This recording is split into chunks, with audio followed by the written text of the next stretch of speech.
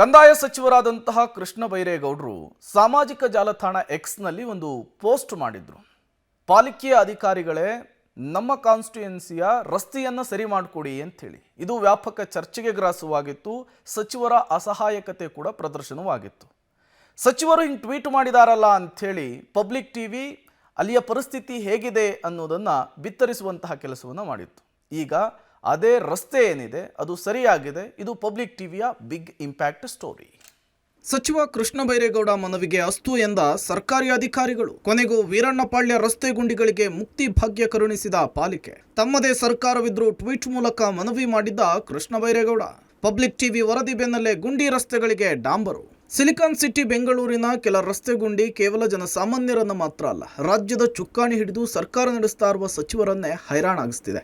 ಆಡಳಿತ ಪಕ್ಷದಲ್ಲಿದ್ದು ನಗರದ ಗುಂಡಿಗಳನ್ನು ಸರಿಪಡಿಸಿ ಅನ್ಬೇಕಿದ್ದಂತಹ ಸಚಿವರು ಸ್ಥಳೀಯ ಆಡಳಿತ ಸಂಸ್ಥೆಗಳನ್ನು ಗೋಗರಿಯುವಂತಹ ಸ್ಥಿತಿ ನಿರ್ಮಾಣವಾಗಿತ್ತು. ಸಚಿವ ಕೃಷ್ಣ ಬೈರೇಗೌಡ ಅವರ ಈ ಮನವಿ ಮತ್ತು ಸಚಿವರು ಸರಿಪಡಿಸುವಂತೆ ಮನವಿ ಮಾಡಿದ ರಸ್ತೆಯ ನೈಜ ಪರಿಸ್ಥಿತಿಯನ್ನು ಸುದ್ದಿ ಮೂಲಕ ಬಿತ್ತರಿಸಿ ಕೊನೆಗೂ ಅಧಿಕಾರಿಗಳಿಗೆ ಎಚ್ಚರಗೊಳಿಸುವ ಮೂಲಕ ಸವಾರರ ಸಂಕಷ್ಟದ ಸ್ಥಿತಿಯ ಬಗ್ಗೆ ತಿಳಿಸಿ ಪಬ್ಲಿಕ್ ಟಿವಿ ಸಮಸ್ಯೆಗೆ ಪರಿಹಾರ ಕಲ್ಪಿಸಿಕೊಟ್ಟಿದೆ. ಹೌದು, ನಗರದ ಬ್ಯಾಟರಾಯನಪುರ ವಿಧಾನಸಭಾ ಕ್ಷೇತ್ರ ವ್ಯಾಪ್ತಿಯ ವೀರಣ್ಣಪಾಳ್ಯದಿಂದ ಹೆಬ್ಬಾಳ ಸರ್ಕಲ್ ಕಡೆಗೆ ಬರುವಂತಹ ಸರ್ವಿಸ್ ರಸ್ತೆಯ ಪರಿಸ್ಥಿತಿ.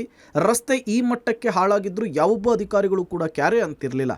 ಅನೇಕ ಬಾರಿ ಸ್ಥಳೀಯರು ಬಿಬಿಎಂಪಿ ಅಧಿಕಾರಿಗಳಿಗೆ ಮನವಿ ಮಾಡಿದರೂ ಪ್ರಯೋಜನವಿರಲಿಲ್ಲ.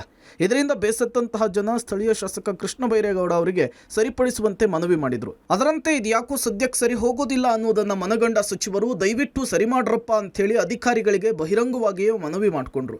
ಇದು ಒಂದು ಕಡೆ ಚರ್ಚೆಗೆ ಕಾರಣವಾದರೆ ಮತ್ತೊಂದು ಕಡೆ ತಮ್ಮದೇ ಸರ್ಕಾರ ಇರುವ ಶಾಸಕರಿಗೆ ಈ ಪರಿಸ್ಥಿತಿ ಏಕೆ ಅನ್ನುವಂತಹ ಟೀಕೆ ಕೂಡ ವ್ಯಕ್ತವಾಯಿತು. ಅದೇ ದಿನ ಸ್ಥಳಕ್ಕೆ ತೆರಳಿ ನಿಮ್ಮ ಪಬ್ಲಿಕ್ ಟಿವಿ ಸವಿಸ್ತಾರವಾದ ವರದಿಯ ಮೂಲಕ ಸವಾರರ ಸಂಕಷ್ಟವನ್ನು ಬಿಚ್ಚಿಡುವ ಪ್ರಯತ್ನ ಮಾಡಿತ್ತು. ಈ ಬೆನ್ನಲ್ಲೇ ಅಲರ್ಟ್ ಆದ ಬಿಬಿಎಂಪಿ ಸದ್ಯ ರಸ್ತೆ ಕಾಮಗಾರಿಯನ್ನು ಆರಂಭ ಮಾಡಿದೆ.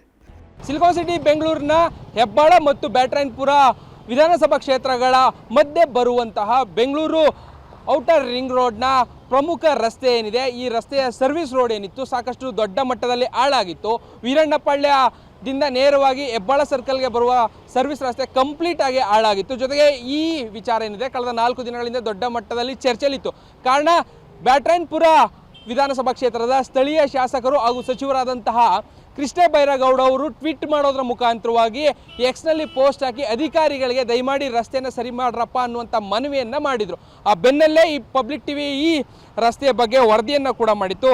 ಈಗ ಆ ರಸ್ತೆಯ ಕೆಲಸವನ್ನು ಅಂದರೆ ಗುಂಡಿ ಮುಚ್ಚುವಂಥ ಕಾರ್ಯವನ್ನು ಆರಂಭ ಮಾಡಲಾಗಿದೆ. ಅಂದರೆ ಪಬ್ಲಿಕ್ ಟಿವಿಯ ಇಂಪ್ಯಾಕ್ಟ್ ಇವತ್ತು ರಸ್ತೆ ಗುಂಡಿಯನ್ನು ಮುಚ್ಚಿಸುವಂಥ ಕೆಲಸವನ್ನು ಆರಂಭ ಮಾಡಲಾಗಿದೆ. ಗಮನಿಸ್ತಾ ಇದ್ದೀರಿ, ಈಗಾಗಲೇ ಕಂಪ್ಲೀಟ್ ಸರ್ವಿಸ್ ರಸ್ತೆ ಏನಿತ್ತು ಅದನ್ನು ಕಿತ್ತಾಕಿ ಅದಕ್ಕೆ ಡಾಂಬರೀಕರಣ ಮಾಡುವಂತಹ ನಿಟ್ಟಿನಲ್ಲಿ ಸದ್ಯ ಕೆಲಸ ಕಾರ್ಯಗಳನ್ನು ಆರಂಭಿಸಲಾಗಿದೆ. ರಾತ್ರಿ ವೇಳೆಯಲ್ಲಿ ಹೆಚ್ಚಾಗಿ ಗುಂಡಿ ಮುಚ್ಚುವಂಥ ಕೆಲಸವನ್ನು ಮಾಡೋದ್ರ ಮುಖಾಂತರವಾಗಿ ರಸ್ತೆಯನ್ನು ಸರಿಪಡಿಸುವಂಥ ನಿಟ್ಟಿನಲ್ಲಿ ಯಾವುದೇ ರೀತಿಯಾದಂಥ ಸಮಸ್ಯೆ ಆಗದೇ ಇರೋ ರೀತಿ ರಸ್ತೆಯನ್ನು ಗುಂಡಿಯನ್ನು ಮುಚ್ಚೋದಕ್ಕೆ ಈಗ ಸದ್ಯ ಬಿಬಿಎಂಪಿ ಅಧಿಕಾರಿಗಳು ಮುಂದಾಗಿದ್ದಾರೆ.